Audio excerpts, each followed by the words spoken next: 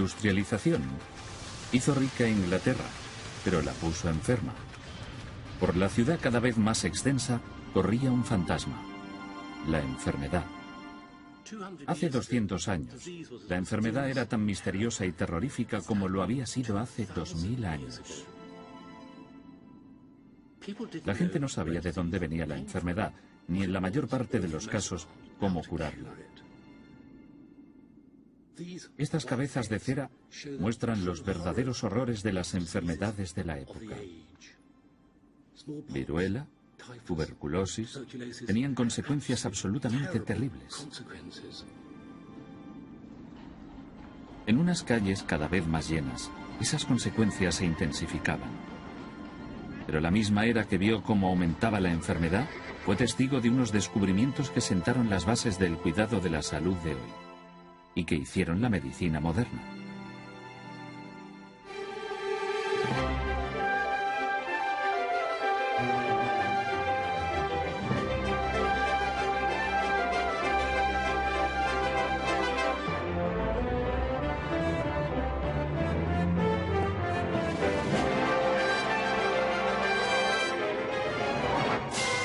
¿Qué hizo la revolución industrial por nosotros?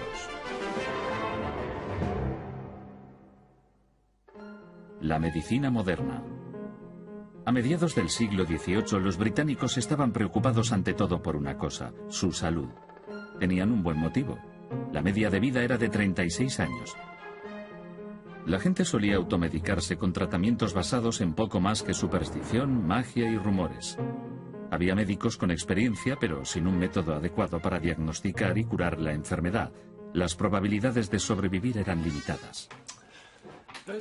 El tratamiento médico más común era el sangrado.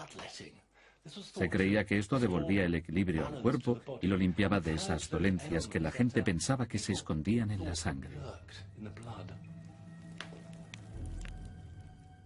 Este tratamiento no solo era inútil, sino verdaderamente peligroso. La mayoría de la gente necesita toda la sangre que pueda tener, pero con una práctica médica basada en 200 años de malentendidos, no resulta sorprendente que cualquiera creyera que pudiera llegar una teoría para prolongar la vida o evitar la enfermedad.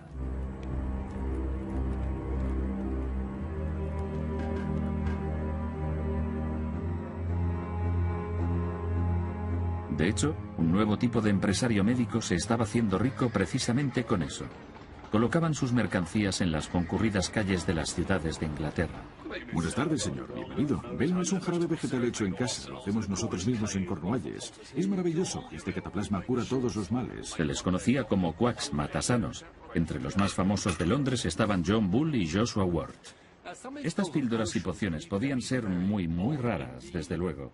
John Bull vendía este extraño medicamento hecho con cochinilla, nuez moscada y azúcar. Estas cosas servían para curar el cáncer. Inútiles, por supuesto, pero inofensivas. Otros medicamentos no eran inofensivos.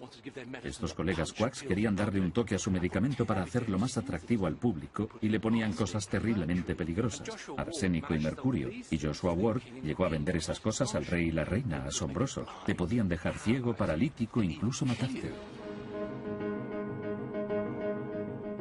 La gente empezaba estas pseudocuras con ignorancia y esperanza. La medicina tenía que cambiar y la revolución industrial la cambiaría con nuevos conocimientos, con nuevas ideas radicales y con experimentos científicos.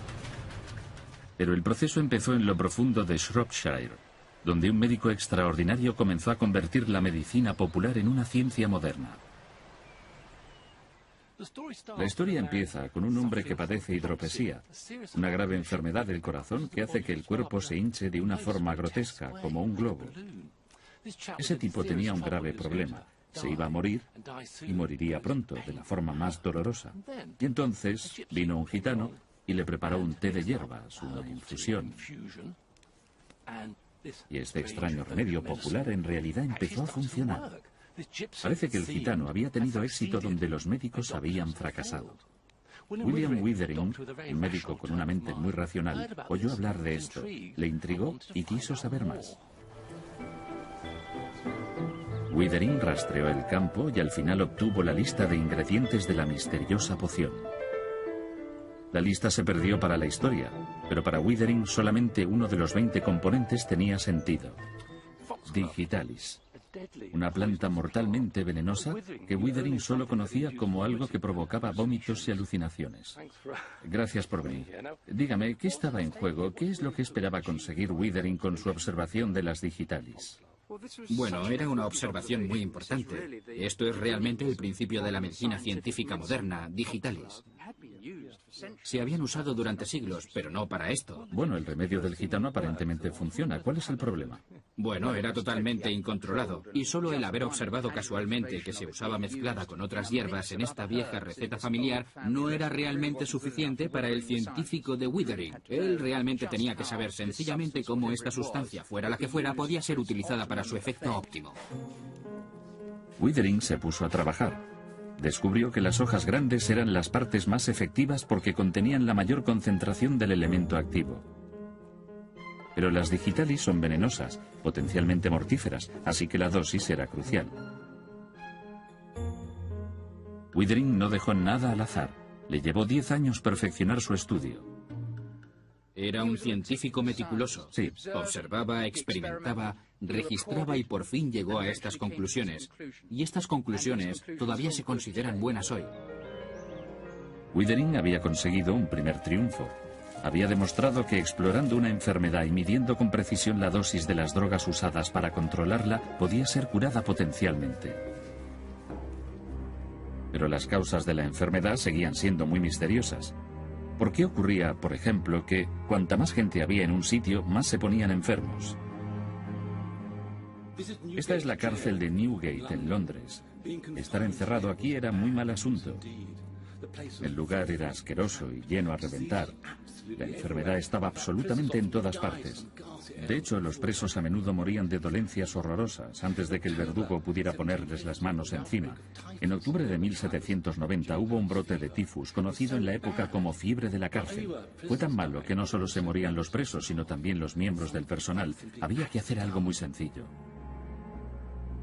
El director de la cárcel se fijó en Stephen Hales, un vicario rural conocido por ser la primera persona que midió la presión sanguínea. Hales, como muchos en la época, creía que la enfermedad era causada por el aire nocivo. Si pudiera inventar una forma de conseguir aire fresco en Newgate, entonces la fiebre de la cárcel podría llegar a ser cosa del pasado. Resultó que su aparato funcionaba, pero no por los motivos que él creía. Aquí está el ventilador de Hales, un ingenioso surtido de pulmones diseñados para respirar por la prisión. El proceso empieza aquí, en el tejado de la prisión. La energía generada por estas aspas de molino giratorias se transfiere a este pistón, el eje del cual baja directamente por aquí al interior del edificio. Así, solo con girar estas aspas se bombeaba aire, rico en oxígeno, al interior de Newgate.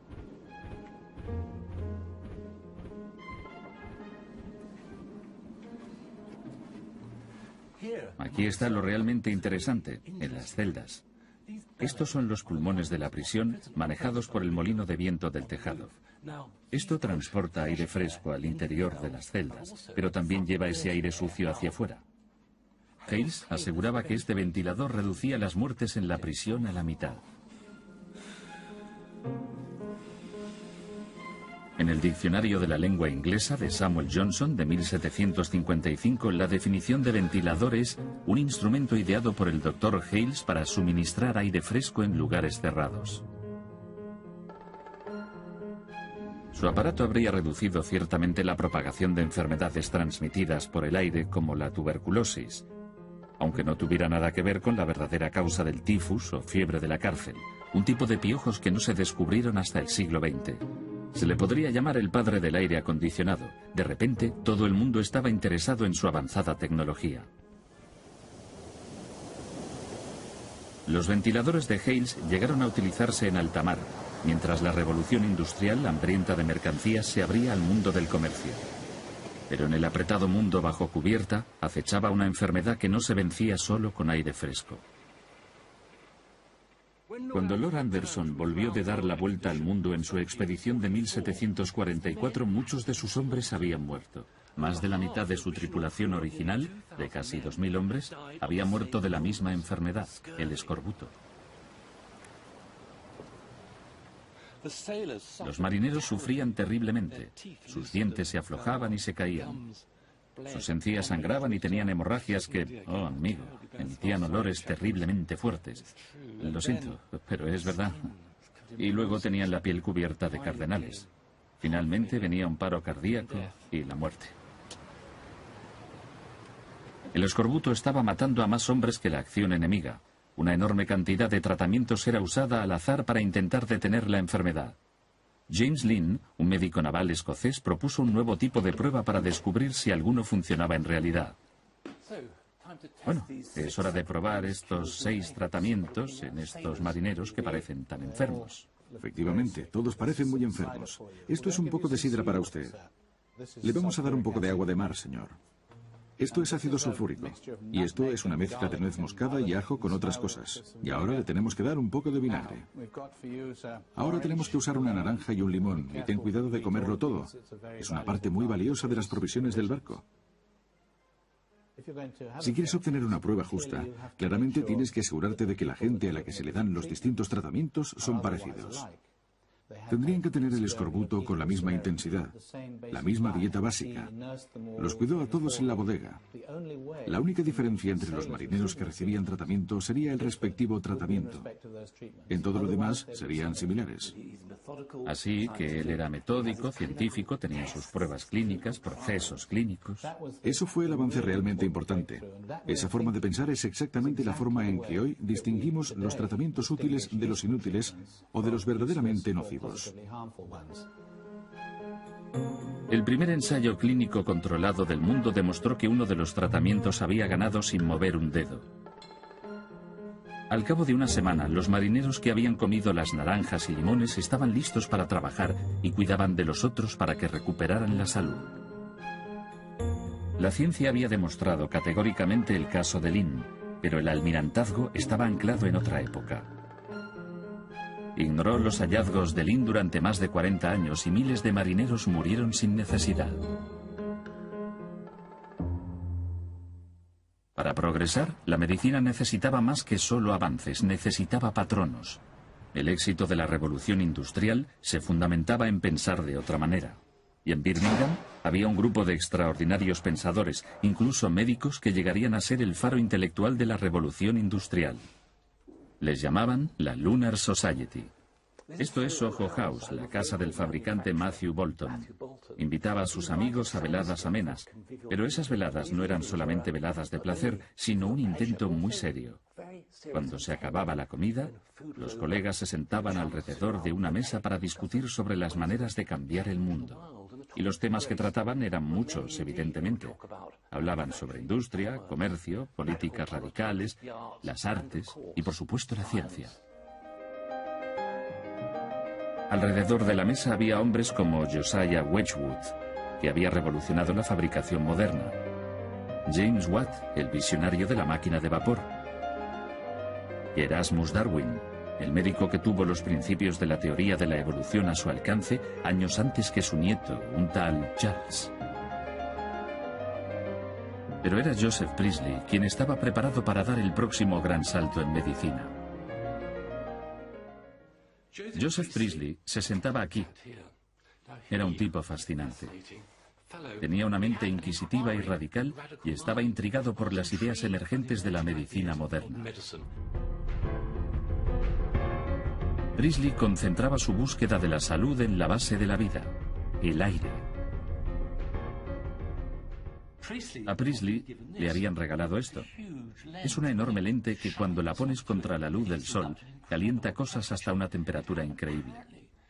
Aparentemente había pertenecido al gran duque de Cosimo de la Toscana, que lo había usado para torturar a sus súbditos por diversión, pero Priestley pensaba en un uso mucho mejor para esto. Así que Mike Priestley usaba esta lente masiva para calentar esta sustancia. Pero ¿cuál era su gran idea? ¿Qué ocurría en realidad? Bueno, esto es lo que Priestley llamaría la cal roja de mercurio. Esto de aquí.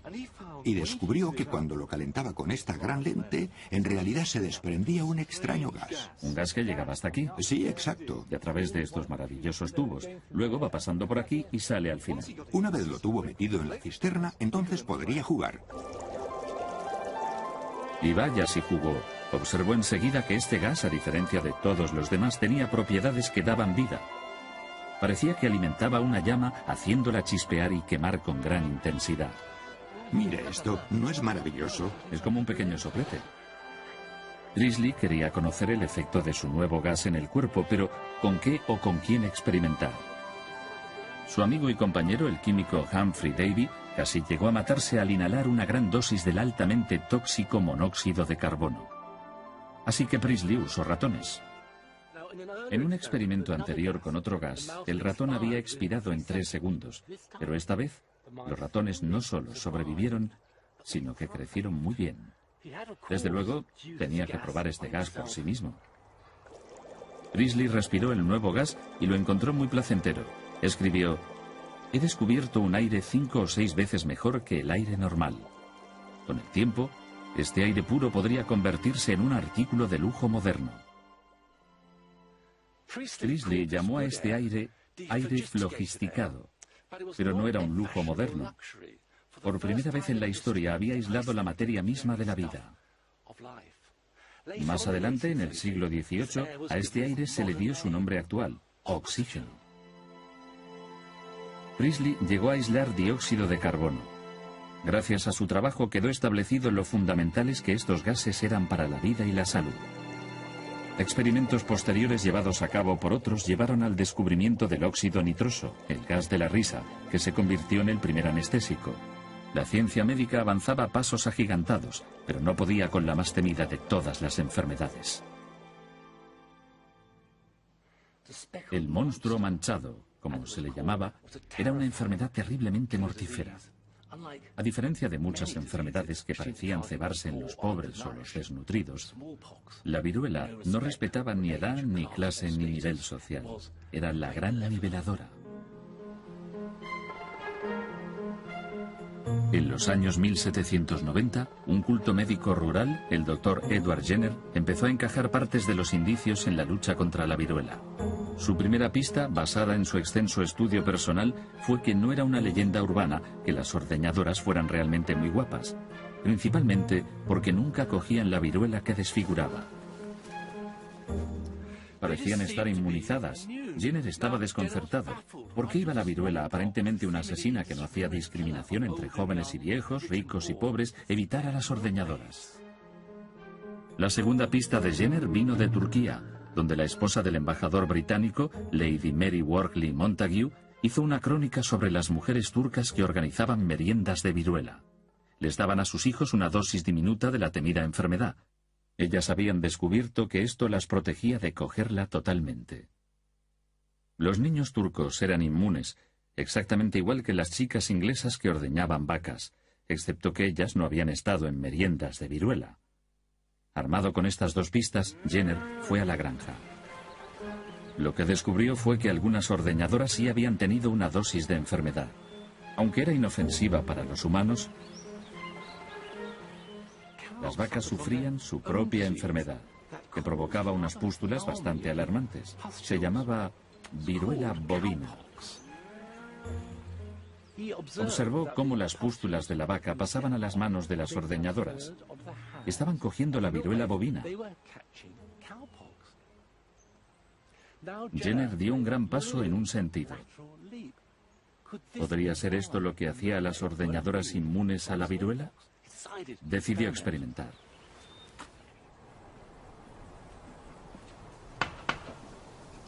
El 14 de mayo de 1796, cogió pus de una herida de viruela bovina de la mano de una ordeñadora llamada Sarah Nelms y lo introdujo en el brazo de un chico de 8 años, James Phipps.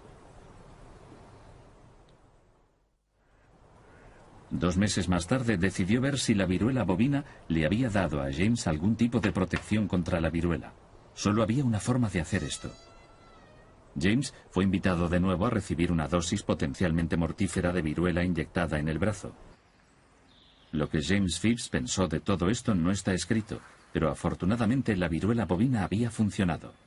James había sido la primera persona en Inglaterra en ser vacunada con éxito. Había formado parte de lo que quizá fue el único gran descubrimiento del siglo. Anteriormente, en los años malos, la viruela había causado un 10% de todas las muertes en Europa. Millones de personas, incluyéndome a mí, acabamos siendo vacunadas. De hecho, justo aquí. 200 años después, el mundo vio el final de esta terrible enfermedad. En realidad, la viruela es la única enfermedad que ha sido totalmente erradicada, y ahora el virus sobrevive solo en un reducido número de laboratorios del gobierno. Pero al mismo tiempo que la revolución industrial estaba erradicando algunas enfermedades, estaba creando otras. Las pruebas del por qué estaba ocurriendo esto eran más abundantes en los lugares de trabajo de las zonas industriales. George, ¿qué problemas de salud tenían las personas que trabajaban en talleres como este?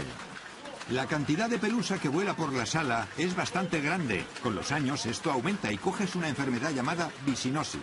¿Qué tal su oído? Yo llevo un audífono en casa desde hace años porque todos acabamos sordos.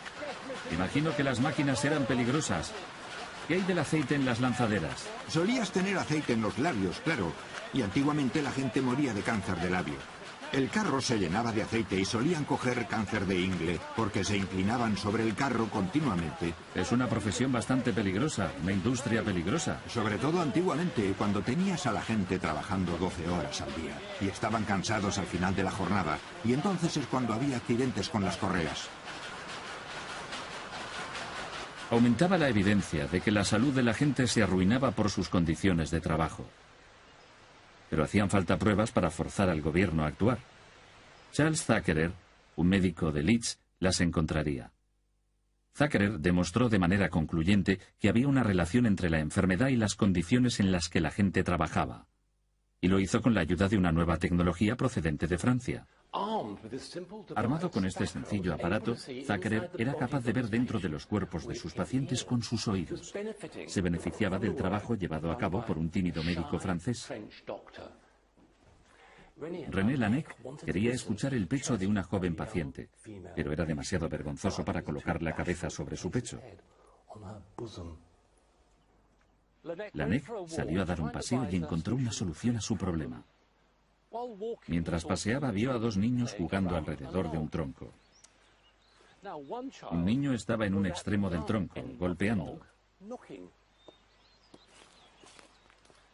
mientras el otro estaba en el otro extremo, escuchando.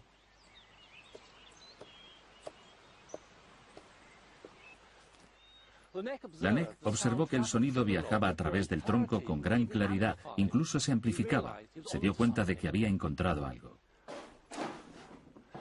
Inspirado por lo que había visto, y dado que era un excelente carpintero, lo que Laennec hizo luego fue esto. Creó este cilindro de madera. Esto es, en realidad, el prototipo de una de las herramientas más importantes que todavía se usan hoy. Podía colocar un extremo de su nuevo instrumento en el pecho del paciente y el otro en su oído. Podía escuchar y oír cómo la enfermedad congestiona y obstruye el cuerpo humano.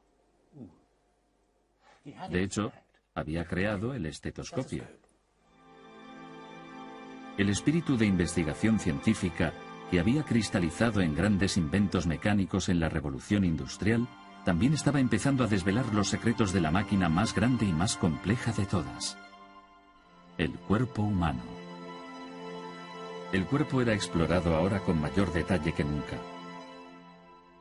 La anatomía básica del cuerpo había quedado bien definida en el siglo XVI, pero este nuevo trabajo era mucho más sofisticado.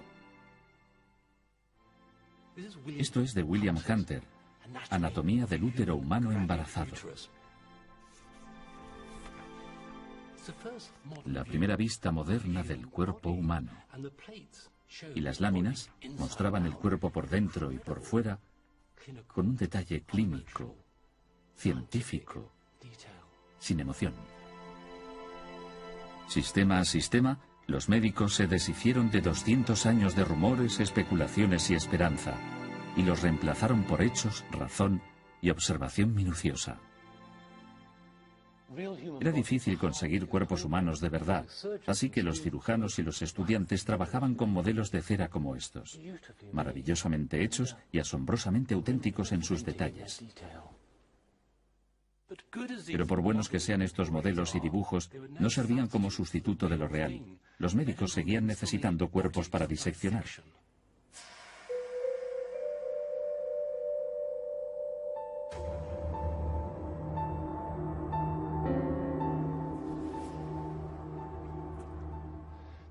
La única fuente legal de cuerpos para diseccionar era el cadalso, los cuerpos de los asesinos ejecutados.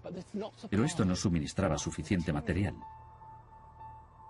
Mucha demanda y poca oferta significaba que los cuerpos muertos se convirtieran en una mercancía muy valiosa. Un cuerpo fresco de buen tamaño se podía llegar a vender por 16 guineas a principios del siglo XIX. Los niños se vendían por pulgadas. Y el robo de tumbas ni siquiera era estrictamente un crimen, porque nadie era propietario de los cuerpos de los muertos. Pero todo el asunto del robo de cuerpos estaba lleno de ambigüedad y de distintos criterios, como fue el caso de Sir Ashley Paston Cooper. Sir Ashley Paston Cooper fue un médico eminente y cirujano del rey Jorge III. A estos médicos no les importaba emplear a ladrones de cuerpos para adquirir material para disección. Pero había algo más que un poco de hipocresía en la conducta de Sir Ashley. Hay una evidencia en esta segura cripta de que él deseaba firmemente que su cuerpo no sufriera el destino que él había infligido a los cuerpos de tanta gente. Ordenó que cuando muriera sus restos debían ser fortificados en este macizo sarcófago de piedra. Estaba determinado a que su tumba fuera inaccesible para los ladrones de cuerpos. Las precauciones de Sir Ashley reflejan el pensamiento popular de la época. La gente estaba furiosa con el extendido robo de tumbas. El periódico The Times incluso pidió que robar tumbas se considerara un delito capital. En el otro bando, la profesión médica estaba también en pie de guerra. El progreso médico, decían ellos, venía de una comprensión de la anatomía derivada de la disección de un vasto número de cuerpos.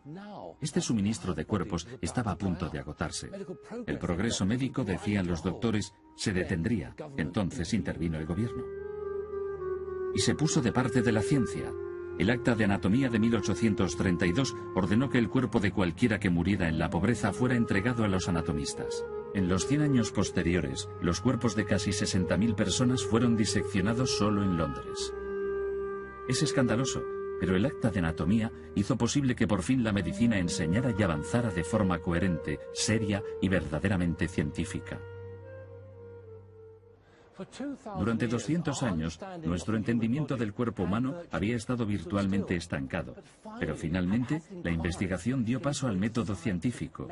Ya a principios del siglo XIX, los médicos eran capaces de diagnosticar, prevenir y curar enfermedades, algo que hubiera sido imposible imaginar solo 100 años antes. Mientras la revolución industrial transformaba Inglaterra, sus efectos quedaban físicamente grabados sobre el paisaje. Los logros de ingenieros e industriales eran más visibles, pero los de los médicos pioneros no fueron menos importantes. Había una nueva percepción del lugar de la medicina en la sociedad. Todavía quedaba muchísimo por aprender, pero fue durante la Revolución Industrial cuando se sentaron las bases de la medicina moderna.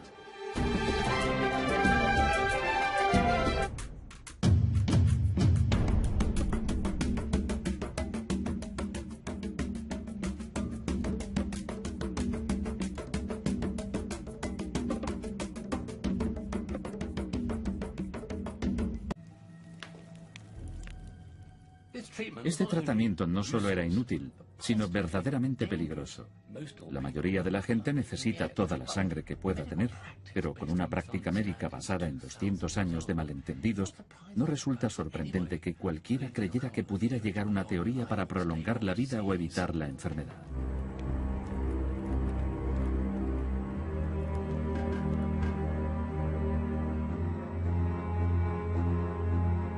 De hecho, un nuevo tipo de empresario médico se estaba haciendo rico precisamente con eso.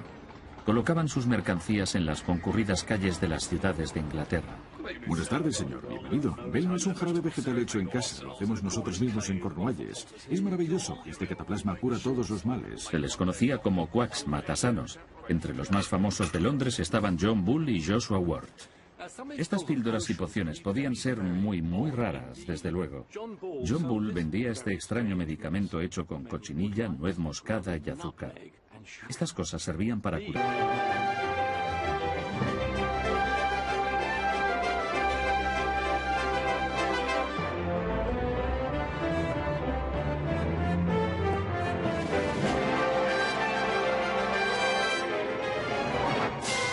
¿Qué hizo la revolución industrial por nosotros?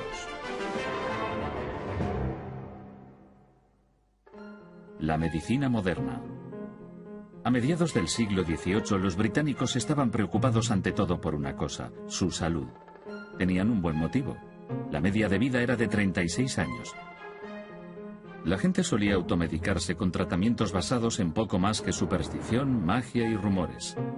Había médicos con experiencia, pero sin un método adecuado para diagnosticar y curar la enfermedad. Las probabilidades de sobrevivir eran limitadas. El tratamiento médico más común era el sangrado. Se creía que esto devolvía el equilibrio al cuerpo y lo limpiaba de esas dolencias que la gente pensaba que se escondían en la sangre. La industrialización hizo rica a Inglaterra, pero la puso enferma. Por la ciudad cada vez más extensa corría un fantasma: la enfermedad. Hace 200 años, la enfermedad era tan misteriosa y terrorífica como lo había sido hace 2000 años. La gente no sabía de dónde venía la enfermedad, ni en la mayor parte de los casos cómo curarla. Estas cabezas de cera muestran los verdaderos horrores de las enfermedades de la época. Viruela, tuberculosis, tenían consecuencias absolutamente terribles. En unas calles cada vez más llenas, esas consecuencias se intensificaban. Pero la misma era que vio cómo aumentaba la enfermedad fue testigo de unos descubrimientos que sentaron las bases del cuidado de la salud de hoy y que hicieron la medicina moderna.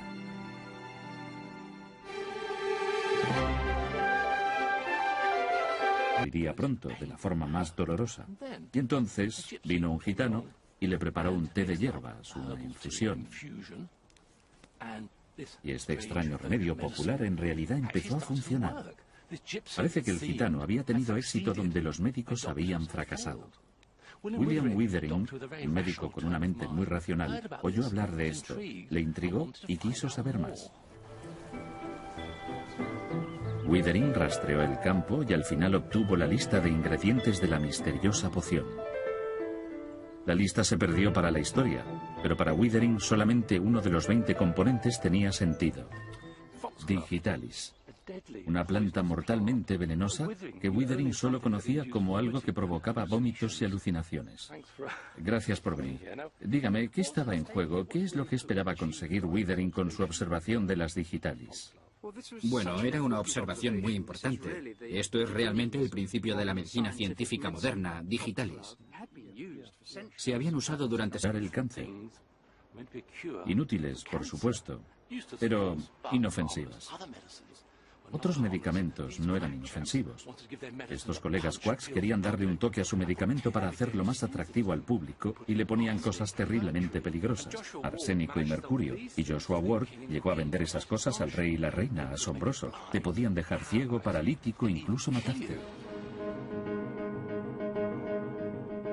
La gente empezaba estas pseudocuras con ignorancia y esperanza. La medicina tenía que cambiar y la revolución industrial la cambiaría con nuevos conocimientos, con nuevas ideas radicales y con experimentos científicos. Pero el proceso empezó en lo profundo de Shropshire, donde un médico extraordinario comenzó a convertir la medicina popular en una ciencia moderna. La historia empieza con un hombre que padece hidropesía, una grave enfermedad del corazón que hace que el cuerpo se hinche de una forma grotesca, como un globo. Ese tipo tenía un grave problema. Se iba a morir y moría.